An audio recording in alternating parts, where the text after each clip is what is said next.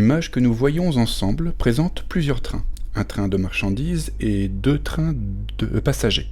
Cette image date de 1825, l'année où un concours est organisé à Wren Hill pour inventer une locomotive à vapeur capable de relier le plus vite possible les villes anglaises de Liverpool et de Manchester. Si on regarde bien, on voit que les noms de ces villes sont écrits sur la portière du train placé en haut.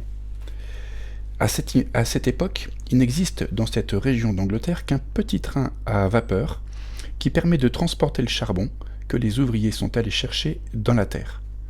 L'idée nouvelle, révolutionnaire, c'est de faire rouler non seulement des marchandises, mais aussi des personnes. Pour cela, il faut trouver le constructeur capable de faire avancer sur des rails un train à la vitesse incroyable pour l'époque de 16 km/h. L'exposition des locomotives inventées pour le concours dure une semaine et attire de nombreux curieux venus de toute l'Angleterre. Un des ingénieurs a inventé une machine qui roule à 30 km/h. Malheureusement, le jour du concours, sa machine, qu'il a construite la nuit après ses journées de travail, va subir de nombreuses pannes. Pendant la semaine de compétition, il ne pourra pas dépasser les 22 km/h. Les gagnants sont les Stephenson, le père et le fils.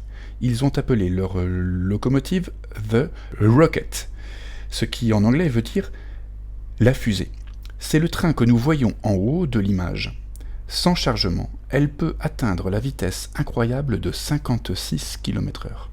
Le premier record du monde de vitesse. Avec 13 tonnes de chargement, la Rocket roule à 22 km/h. Le jury est unanime. En 1829, ce sont donc les Stephenson qui sont choisis pour fournir en locomotive la première ligne anglaise de transport Liverpool-Manchester. Cette image présente en fait toutes les manières dont on peut se servir d'une locomotive pour transporter des personnes, des marchandises, du charbon. Le chemin de fer va transformer profondément toute la société européenne, car les hommes vont pouvoir faire circuler les marchandises et les hommes en plus grand nombre et plus vite.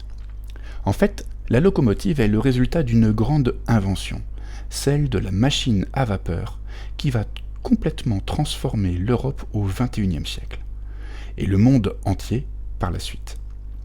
C'est en effet la machine à vapeur qui donne l'idée de construire d'autres machines permettant de creuser la terre, de faire avancer des machines, d'en faire voler d'autres, de faire fonctionner des grosses machines qui vont devenir les usines.